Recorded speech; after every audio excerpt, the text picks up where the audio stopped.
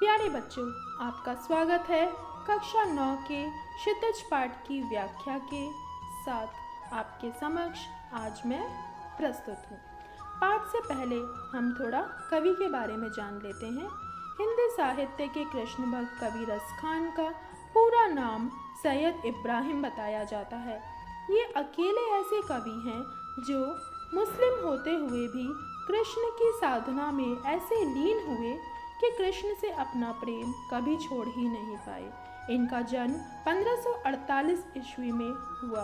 वो एक संपन्न पठान परिवार में दिल्ली में जन्मे थे। वो जीवन भर कृष्ण की भक्ति में डूबे रहे। इनकी भागवत भक्ति को देखकर गोस्वामी विट्ठलनाथ ने इन्हें अपना भक्त बना लिया। वे ब्रजभूमि से अपने लगाव को अपने हर सवैये में प्रस्तुत करते हैं। रसखान की दो काव्य रचनाएं हैं, सुजान रसखान और प्रेम वाटिका। रसखान की काव्य रचना का विषय है कृष्ण भक्ति। वे कृष्ण से संबंधित प्रत्येक वस्तु पर मुग्ध हैं। कृष्ण का रूप, सौंदर्य, वेशभूषा, मुरली और बाल क्रीड़ाएं उनकी अभिव्यक्ति का आधार हैं। उन्हें कृष्ण की जन्मभूमि ब्रज का यमुना तट, पशु पक्षी, पर्वत, वहाँ के वन बाग आदि से अनन्य प्रेम है और वे उसी व्यक्ति का जीवन सफल मानते हैं जो कृष्ण की भक्ति में लीन रहता है। यहाँ पर जो पाठ की भाषा है वो है ब्रज भाषा। अब हम पहले सवैये से शुरू करते हैं। मनुष्य हो तो वही रस खानी, बसो ब्रज गोकुल ग्वाओं के कारण। मनुष्य हो तो वही रस खानी, बसो ब्रज गोकुल ग्वाओं के कारण। जो पशु हो तो कहाँ बस मेरो, जो पशु हो तो कहाँ बस मेरो। चरो नित नंद के देनु बंजारन। पाहन हो तो वही गिरी को, पाहन हो तो वही गिरी को। जो कियो हरि छत्र पुरंदर धारन। जो खग हो तो बसेरो करो, जो खग हो तो बसेरो करो। मिली कालंदी कुल कदम्ब की डारन। मनुष्य हो तो वही रस खानी, बसो ब्रज गोकुल गाँव के ग्वारन। प्यारे बच्चों, रसखान के जो सवैये हैं इन्हें गाया भी जा सकता है। आइए अब हम इनका अर्थ देख लेते हैं। मानुष हो तो वही रस खानी। कवि रसखान कहते हैं कि यदि मेरा जन्म मनुष्य के रूप में हो तो कहाँ पर हो? वही हो जहाँ पर ब्रज गोकुल गांव के ग्वारन, कि मैं ब्रज के गोकुल गांव में एक ग्वाले के रूप में जन्म लूँ। जो पशु, पशु अर्थात पशु जानवर, जो पशु हो तो कहाँ बस मेरो, कि यदि मेरा जन्म एक पशु के रूप में होता है तो मेरा कोई उस पर वश तो नहीं है, मेरा कोई वश नहीं है, अर्थात मेरे अधीन कुछ भी नहीं है। लेकिन मेरो चरो नित्य नंद की धेनु मंझारन, लेकिन मैं चाहता हूँ कि मैं नंद बाबा की गायों के बीच चरूं। पाहन, पाहन अर्थात पत्थर। पाहन हो तो वही गिरी को, कि अगर मैं पत्थर होता हूँ तो उसी पर्वत का हूँ, गिरी अर्थात पर्वत, उसी पर्वत का हूँ जो कियो हरि छत्र, हरि यानी श्री कृष्ण अर्थात श्री कृष्ण, श्री कृष्ण भगवान ने जिसे छत्र के रूप में, छाते के रूप में धारण किया था। जो खग हो तो बसेरो करी, खग अर्थात पक्षी, कि यदि मेरा जन्म पक्षी के रूप में होता है तो बसेरो करी अर्थात मैं अपना बसेरा कहाँ पर करूँ?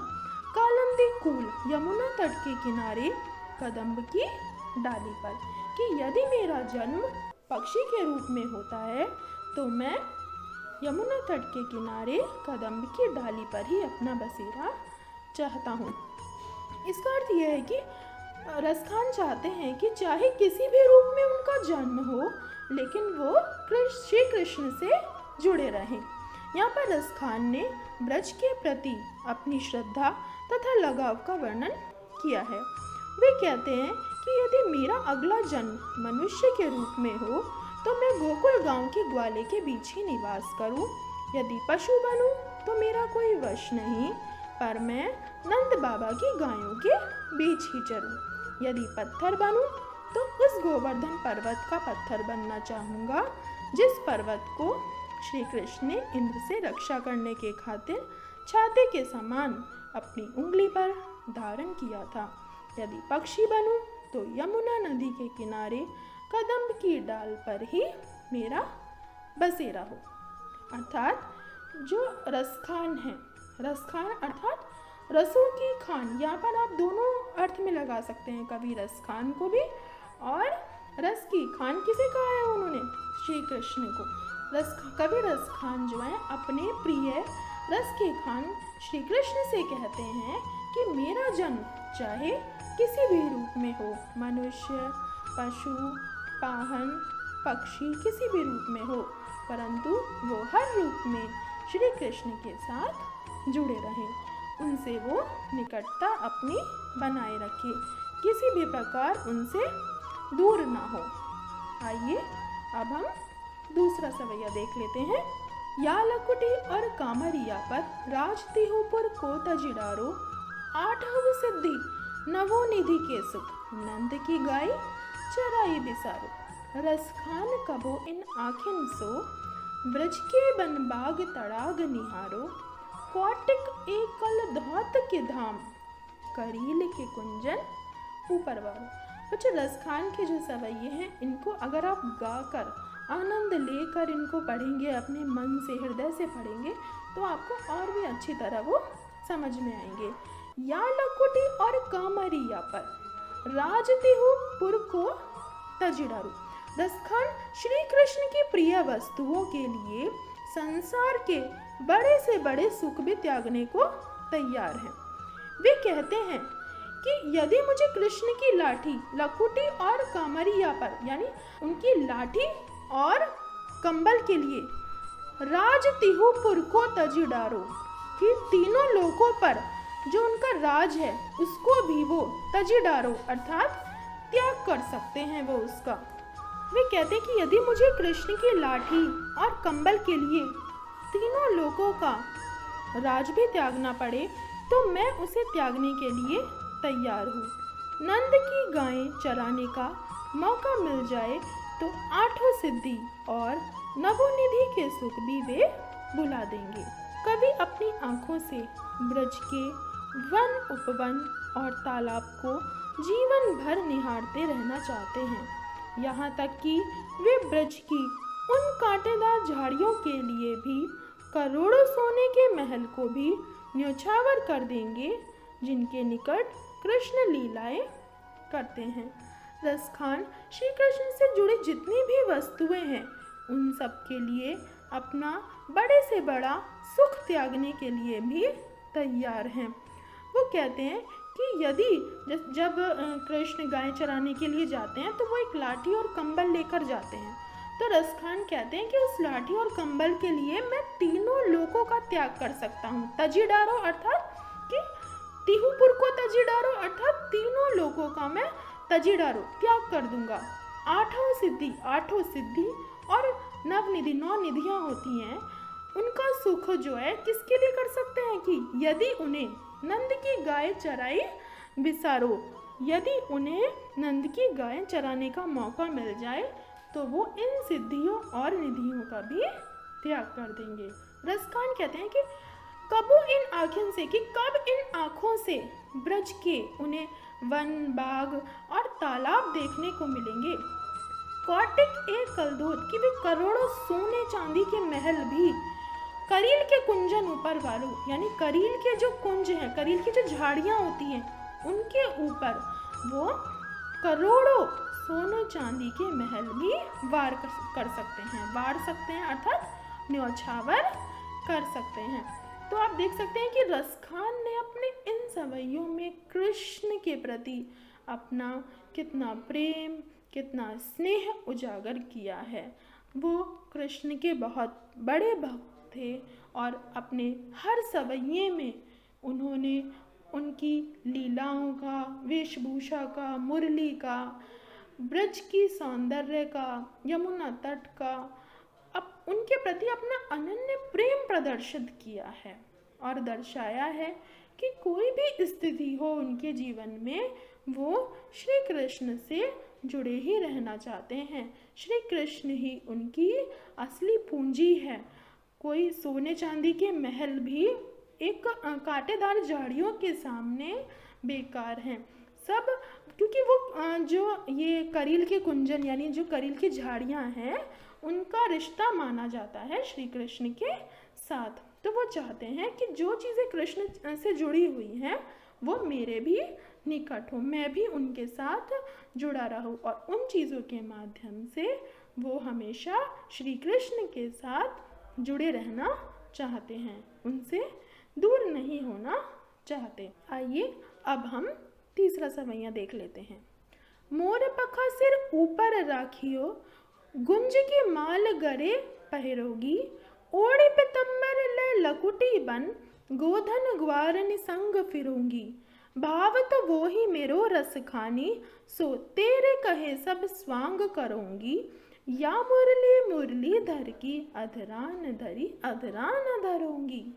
इसमें आप देखिए गोपियाँ कृष्ण के सौंदर्य पर मुग्ध हैं कि वे उनके लिए सारे स्वांग करने को तैयार हैं। यहाँ पर एक गोपी दूसरी गोपी से कहती है कि चलो तुम कह रही हो तो मैं जैसे श्री कृष्ण रहते हैं, जैसे जो श्री कृष्ण करते हैं, मैं वो सब करने के लिए तैयार हूँ। जो उन्हें अच्छा लगता है वो सब मैं करूँगी तुम्हारे लिए। एक गोपी अपनी सखी से कहती है कि मैं मोर पखा, मोर मुकुट पहनकर, गुंज की माला, गले में गुंज की माला डालकर, ओढ़े पीतांबर अर्थात पीले वस्त्र धारण कर, बन गोधन ग्वारन संग फिरूंगी, कि मैं हाथ में लाठी लेकर पूरा दिन गायों और ग्वालों के साथ वन में घूमूंगी। भाव तो वो ही मेरो रस खानी, कि जो भी कृष्ण को जो कुछ भी अच्छा लगता है कि तुम्हारे सखी तुम्हारे कहने से तेरे कहे सब स्वांग करूंगी, कि तुम्हारे कहने से मैं वो सब स्वांग कर लूंगी। या मुरली मुरली धर की, कि परंतु जो मुरली है मुरलीधर की, मुरलीधर अर्थात श्री कृष्ण की जो मुरली है, या मुरली मुरलीधर की अधरान धरी, कि जो मुरली श्री कृष्ण हमेशा अपने होठों से लगाए रखते हैं, हमेशा बांसुरी बजाते हैं जिस मुरली से, मैं उस मुरली को अपने होठों पर नहीं लगाऊंगी। अधराना धरूंगी अर्थात अपने होठों पर नहीं धरूंगी, अपने होठों पर नहीं लगाऊंगी, अपने होठों पर नहीं रखूंगी। मोर पखा अर्थात मोर के पंख सिर ऊपर यानी सिर के ऊपर रखूंगी। गुंज की माला गरे, गरे अर्थात गले पहिरूंगी यानी पहनूंगी। ओढ़ी पितंबर, ओढ़ी अर्थात ओढ़ना, पितंबर पीला, लैला कुटी बन लाठी लेकर, बन गोधन ग्वारिन, की जिस प्रकार श्री कृष्ण लाठी लेकर वन में गायों को चराते हैं, ग्वालों के संग भी फिर लूंगी मैं।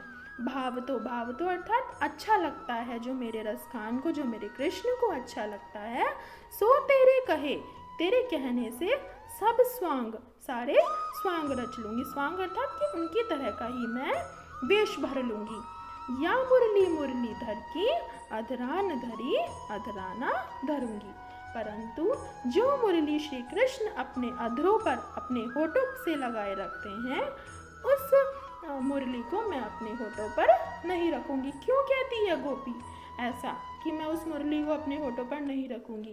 क्योंकि गोपियाँ जो हैं वो ये सोचती हैं कि जब श्री कृष्ण मुरली बजाते हैं तो वो हम गोपियों को भूल जाते हैं और अपनी बांसुरी के धुन में ही लगे रहते हैं। तो गोपियाँ जो हैं वो मुरली से चिढ़ती हैं, वे ही सोचती हैं कि सदैव श्री कृष्ण उनके साथ ही लीलाएं करते रहें, हमेशा उन्हीं का ध्यान रखें, अपनी मुरली पर ध्यान ना दें। इसीलिए गोपी कहती है कि मैं सब कुछ करने के लिए तैयार हूँ, परंतु मैं श्री कृष्ण की मुरली को अपने होठों पर नहीं रखूँगी, मैं उसे अपने होठों से नहीं लगाऊंगी। आइए बच्चों, अब हम अगला समय देख लेते हैं। काननी दे अंगूरी रहीबो, जब ही मुरली धुनि मंद बजे है, मोहनी तानन सो रस खानी, अटा चढ़ी गोधन गे है तो गे है। तेरी कहो सिगरे ब्रज लोगिनी, काल ही को कितनो समझे है, माई रीवा मुख की मुस्कानी, संहारी न जय है न जय है न जय है। गोपियाँ कृष्ण की मुस्कान पर अत्यंत मोहित हैं। एक गोपी कहती है कि जब काननी दे उंगली का अर्थ है कि जब मुरली मनोहर श्री कृष्ण जब बांसुरी बजाएंगे, काननी दे अंगुरी कि मैं अपने कानों में उंगली डाल लूंगी। कहती है कि जब कृष्ण मंद मंद मुरली बजाएंगे तो मैं अपने कानों में उंगली डाल लूंगी ताकि मैं उसे ना सुन सकूं। क्यों कह रही है गोपी? जिससे कि वो ऐसा नाटक करना चाहती है लोगों के सामने कि मैं तो श्री कृष्ण की बांसुरी की आवाज़ सुन ही नहीं रही हूँ, मेरे ऊपर कोई प्रभाव नहीं पड़ रहा है। वो कहती है सबसे लोगों को दिखाने के लिए कि जब श्री कृष्ण मुरली बजाएंगे मैं तो अपने कानों में उंगली डाल लूंगी।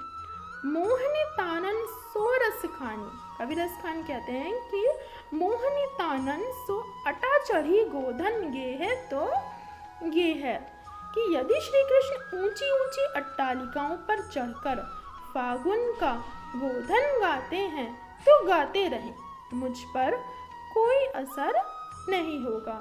मैं ब्रज के सभी लोगों को, तेरी कहो सिगर ब्रज लोगनी, यानी ब्रज के लोगों को वो कहती है कि काल ही को कितना समझे हूँ, कि ब्रज के सभी लोगों को पुकार कर कहना चाहती हूँ कि कल कोई मुझे कितना ही समझाए। हे माँ, कृष्ण के मुख की मुस्कान मुझसे संभाली नहीं जाएगी, नहीं जाएगी, नहीं जाएगी। मायरी वाह मुख की मुस्कानी संहारी ना, वो कहती है कि हे माँ, जो कृष्ण की मोहक मुस्कान है वो मुझसे संभाली ना जाए, संभाली नहीं जाएगी, नहीं जाएगी, नहीं जाएगी। कि मैं कृष्ण के वशीभूत होकर, उनकी उस मुस्कान के वशीभूत होकर कृष्ण के निकट दौड़ी चली जाऊंगी।